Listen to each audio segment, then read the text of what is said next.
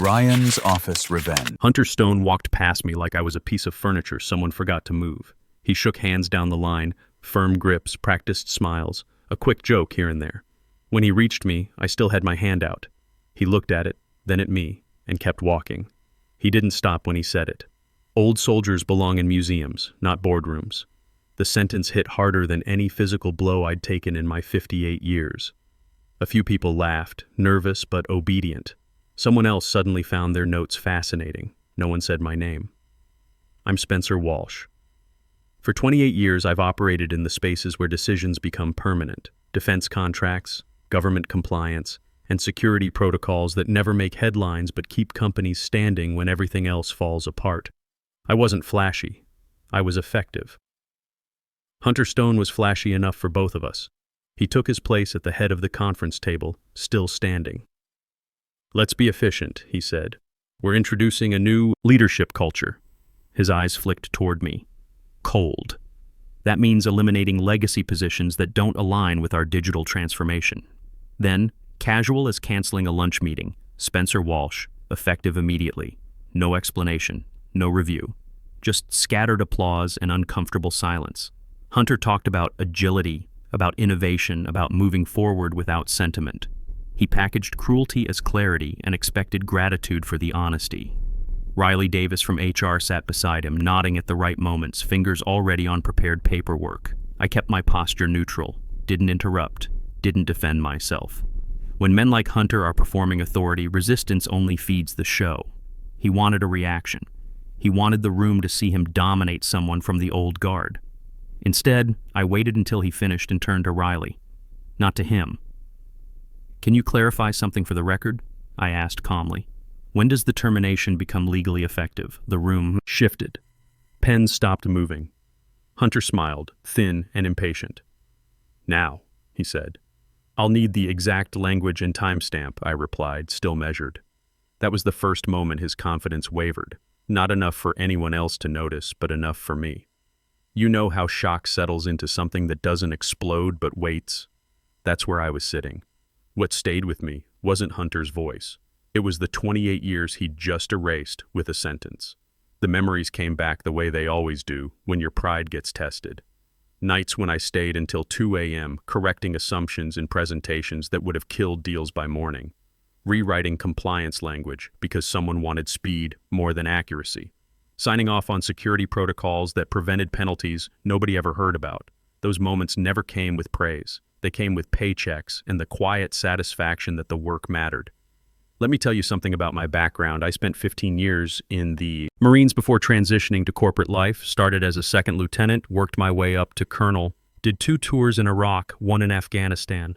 When you've managed logistics for 3,000 troops in hostile territory, corporate supply chains feel pretty straightforward. The transition wasn't easy. Grace Walsh, my wife of 35 years, will tell you about those first few months when I'd wake up at 4 a.m. out of habit and spend an hour figuring out what to do with myself.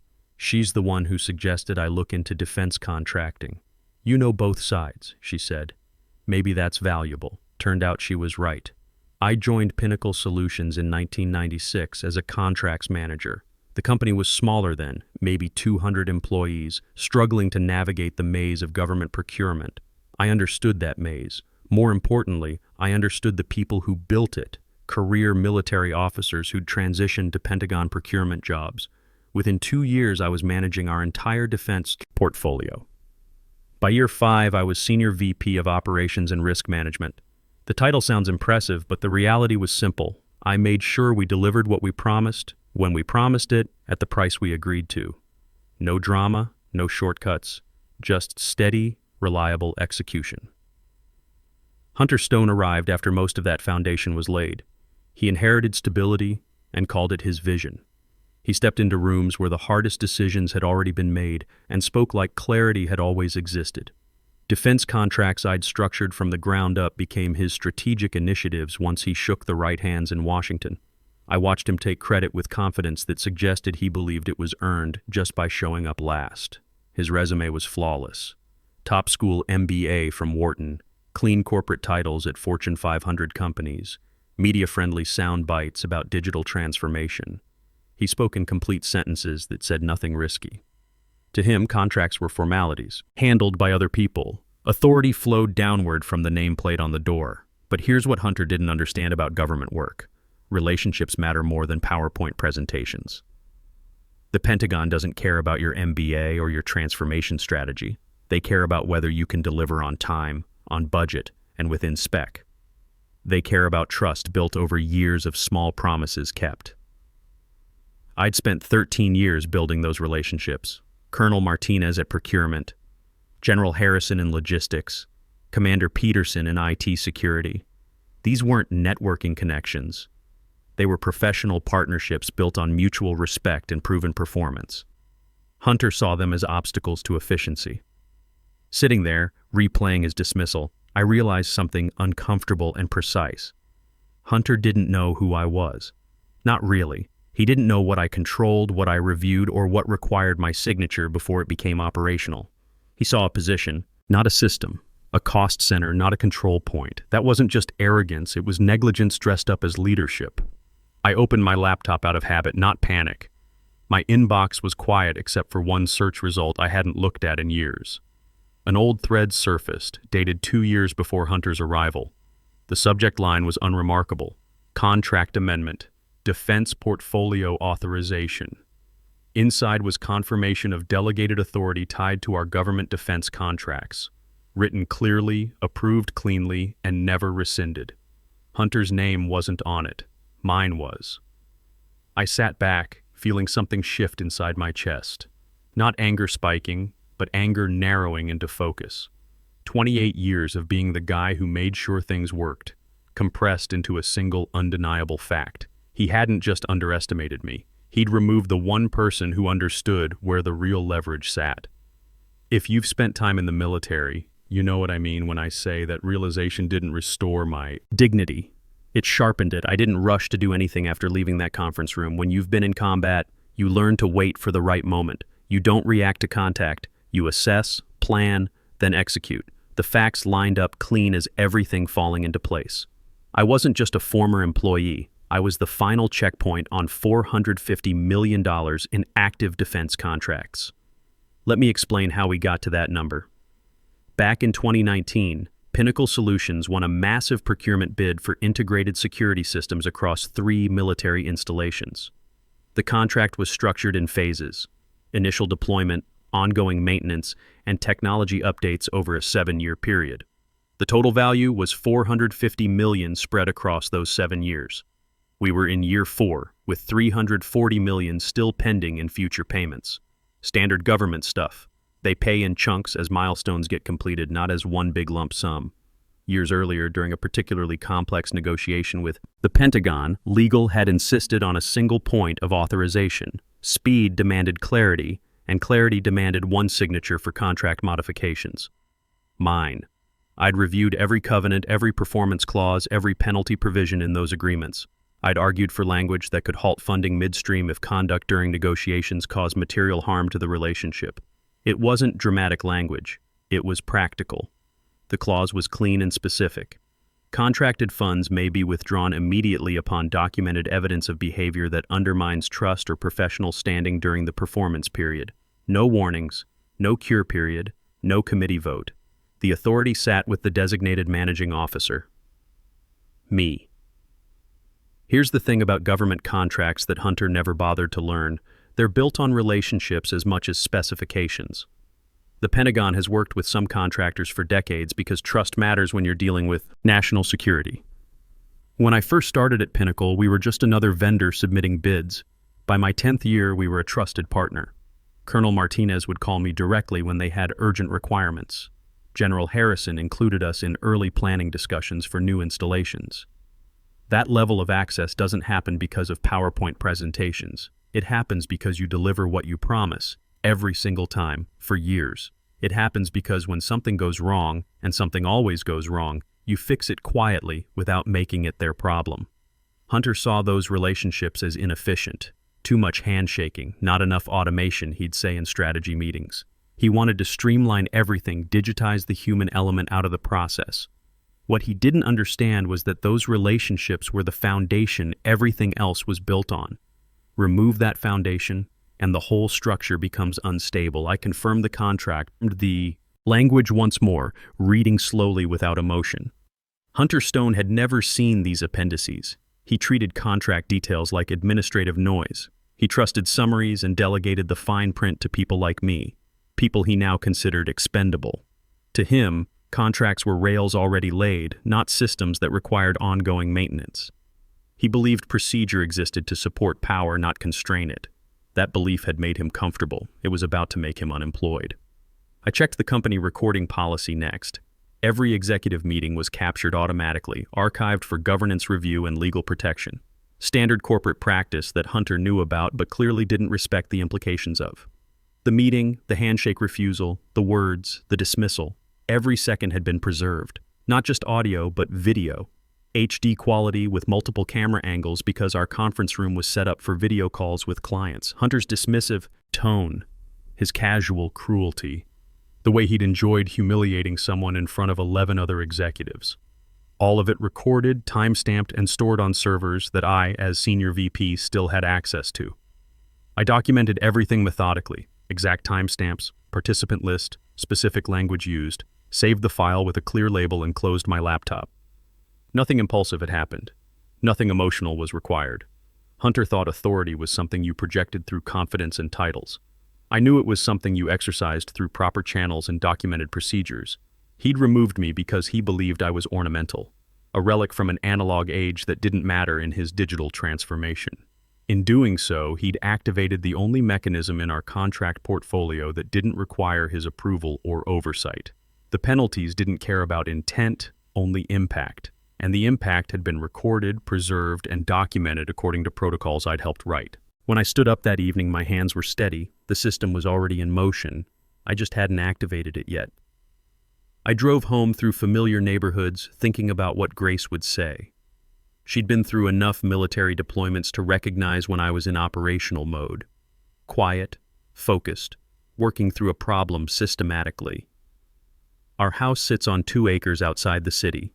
Nothing fancy, just a 1980s ranch with a big yard and enough space for grandchildren to run around when our daughter visits from Colorado.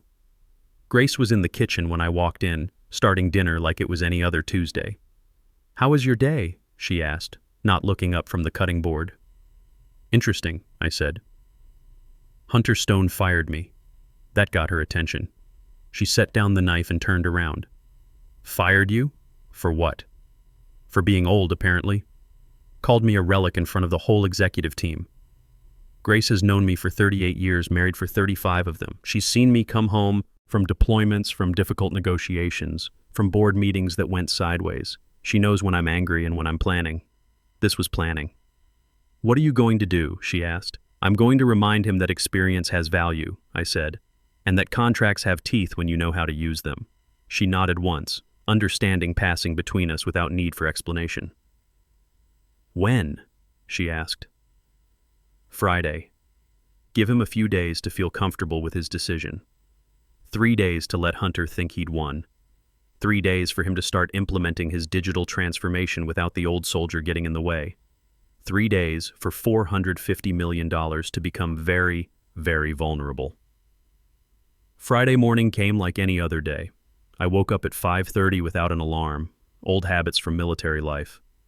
Grace was still sleeping, so I made coffee quietly and sat in my home office with the morning paper.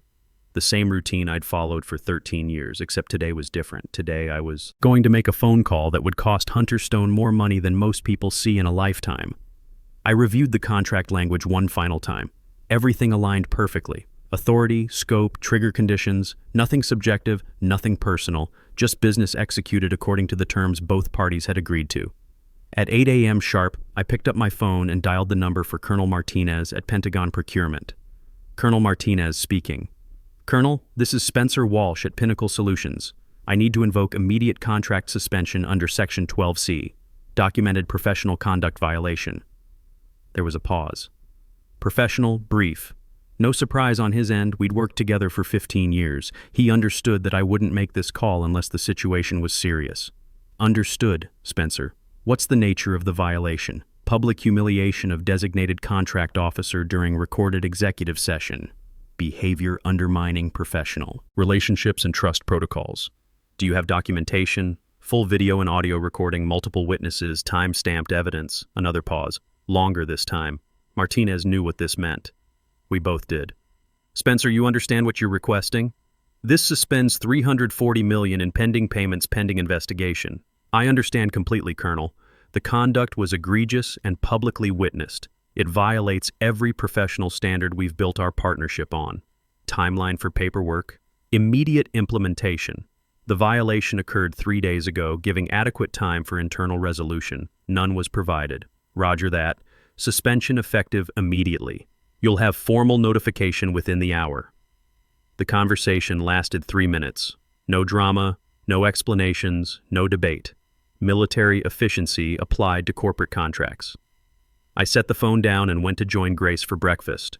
Somewhere across town, automated systems were already processing the suspension. Notifications generating, balances freezing, dependencies being identified. Hunter Stone was about to learn that the old soldier he'd dismissed understood modern business better than he'd imagined.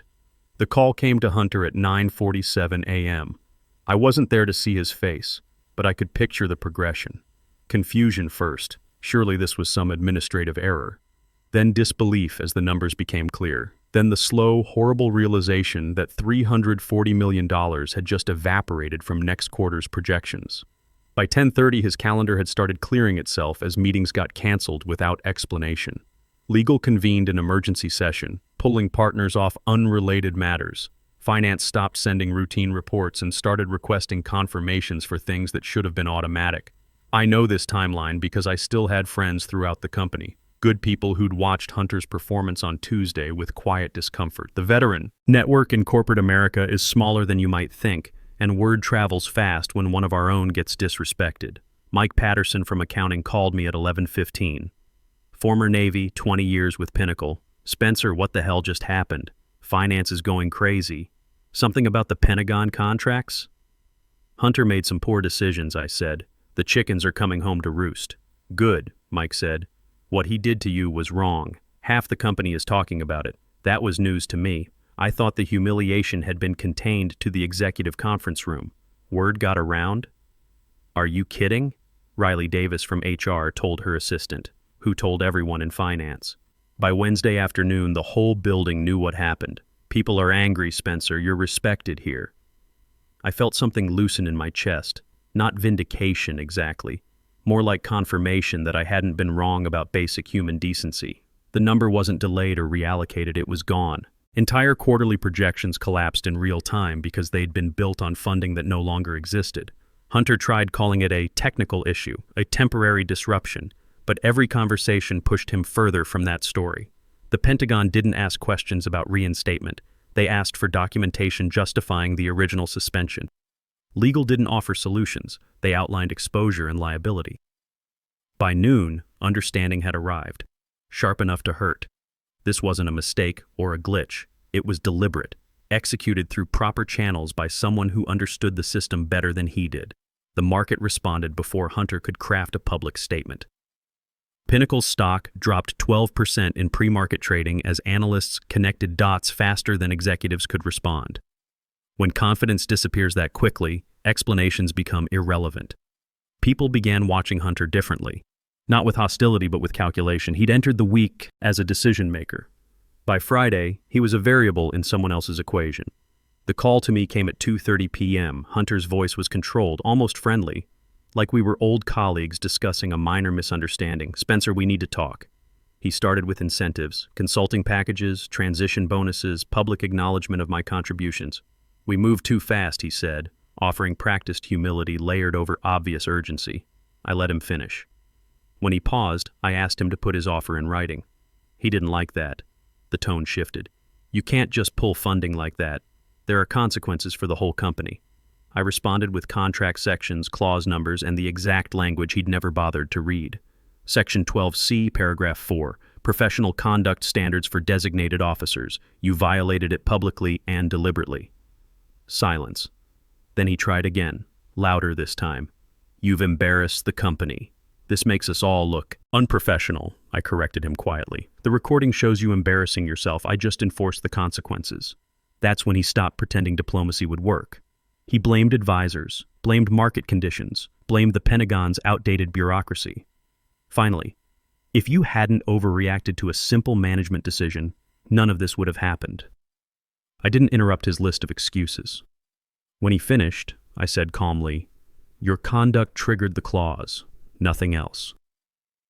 He went quiet, not reflective, calculating. "What will it take to fix this?" "There's nothing to fix. The process executed correctly." He exhaled, sharp and frustrated. "You planned this whole thing." I answered honestly. "I prepared for it." "There's a difference." The call ended without resolution. Within an hour, my phone started buzzing with messages from board members requesting context, legal asking for documentation. But the questions weren't about contract interpretation anymore. They were about Hunter's judgment, about the recorded meeting, about why no one had intervened when he'd publicly humiliated a 28-year veteran. By 4 p.m., Owen Fletcher, the board chairman, had called an emergency session for Monday morning. Hunter wasn't invited to attend. That told me everything I needed to know about where this was heading. Monday morning, I drove to the office for what I knew would be my final meeting there. The same conference room where Hunter had dismissed me now felt different, smaller somehow, less important. Owen Fletcher sat at the head of the table with two other directors, Margaret Stevens from Audit and Charles Morrison from Legal. Riley Davis from HR was notably absent. That absence spoke volumes. "Spencer, thank you for coming in," Owen said without preamble. "We've reviewed the recording from Tuesday's meeting. We need to discuss what happened and where we go from here." I'd known Owen for 8 years, served on 2 strategic planning committees with him. Former Air Force himself, though he'd transitioned to banking instead of defense contracting. We understood each other. "Before we begin," he continued, "I want you to know that Hunter Stone has been removed as CEO, effective this morning." I kept my expression neutral, but something settled inside my chest. Not satisfaction, exactly. More like a puzzle piece clicking into place. "The board watched the recording 3 times, Margaret Stevens added. "What we saw was unacceptable by any professional standard. The public humiliation, the dismissive language, the complete disregard for your contributions to this company." Charles Morrison leaned forward. From a legal perspective, his conduct created significant liability exposure. The contract suspension was entirely justified under the circumstances. Owen studied my face for reaction. When none came, he continued, "We're prepared to offer you Hunter's position on an interim basis while we conduct a proper CEO search, full executive compensation, complete operational authority, public restoration of your reputation." The offer was substantial. More money than I'd ever made, corner office, company car, stock options, everything Hunter had possessed, now being offered to the man he'd thrown away. I listened to every detail without interrupting. When Owen finished, there was expectant silence. 3 successful executives waiting for me to jump at the opportunity to vindicate myself. "I appreciate the offer," I said finally, "but I'm going to decline." Owen blinked. "Spencer, you've earned this. What happened to you was wrong, and this is our way of making it right, which is exactly why I won't be coming back." I stood up slowly, feeling every one of my 58 years in my knees and back. "Gentlemen, I spent 28 years making this company work. I'm not interested in spending whatever time I have left fixing what someone else broke." Margaret Stevens spoke up. "What will you do?" "Something that matters," I said. "Something built on respect instead of cleanup." The drive home was quiet. Grace was waiting in the kitchen with fresh coffee and a knowing smile. "How did it go?" she asked. "Just like we talked about. I'm officially retired." She nodded, unsurprised. We'd discussed this possibility over the weekend. Grace had been through enough military transitions to understand when it was time to move to the next mission. "So what's the plan, Colonel?" she asked, using my old rank with affection. "Remember Jack Morrison from my old unit? The one who started that security consulting firm in Virginia? The one with the Marine tattoo and the 3 daughters? That's him. He called me Saturday. Says there's real money in helping veteran-owned businesses navigate government contracts. Apparently word got around about what happened here." Grace smiled. "The network strikes again." That afternoon, I started making calls to old military contacts who'd transitioned into civilian consulting. By the end of the week, I had the framework for Walsh Strategic Consulting, a firm focused on helping veteran-owned businesses navigate the complex world of government procurement. The work isn't dramatic. It's methodical, respectful, and profitable. My clients understand the value of experience because they've earned it themselves. When I explain contract language, they listen. When I suggest relationship-building strategies, they follow through. No one calls me a relic or suggests I belong in a museum. They call me when they need results. 3 months later, I was in my new office, a small suite in a converted warehouse that houses 6 veteran-owned businesses, when Mike Patterson called. "Spencer, thought you'd want to know. Hunter Stone landed somewhere new." "Good for him," I said, meaning it. "Everyone deserves a second chance." "Yeah, well, might not be so good. He's trying to implement the same digital transformation strategy that got him in trouble here. Word is, his new board is already asking questions about his previous experience. I didn't ask for details. Hunter Stone was no longer my problem to solve or my victory to celebrate." "How are things at Pinnacle?" I asked instead. "Better." Owen Fletcher took over as interim CEO, brought in someone from outside for permanent placement, someone who actually understands government work. The Pentagon renewed our contracts last month. That made me smile. Pinnacle Solutions would survive and probably thrive under leadership that understood what it took to maintain those critical relationships. And Mike? Thanks for supporting me during all that. It meant something. You kidding? Half the company wanted to cheer when we heard what you did. Guy had it coming. These days, I wake up without an alarm. Spend mornings with my 2 grandchildren when our daughter visits from Colorado. Work with clients who appreciate what I bring to the table instead of tolerating it. Last week, I helped a small marine-owned logistics company win their first major government contract, worth $15 million over 3 years. When they got the confirmation call, the owner, a former gunnery sergeant named Torres, actually cried. "This changes everything for my family," he told me. "That's the work that matters now. Not ego or vindication or proving points, just helping people who've served their country continue serving in civilian life." Grace and I are planning a road trip this fall, visiting national parks we never had time to see during the busy years, taking our time, stopping wherever looks interesting. The lesson wasn't about revenge or justice.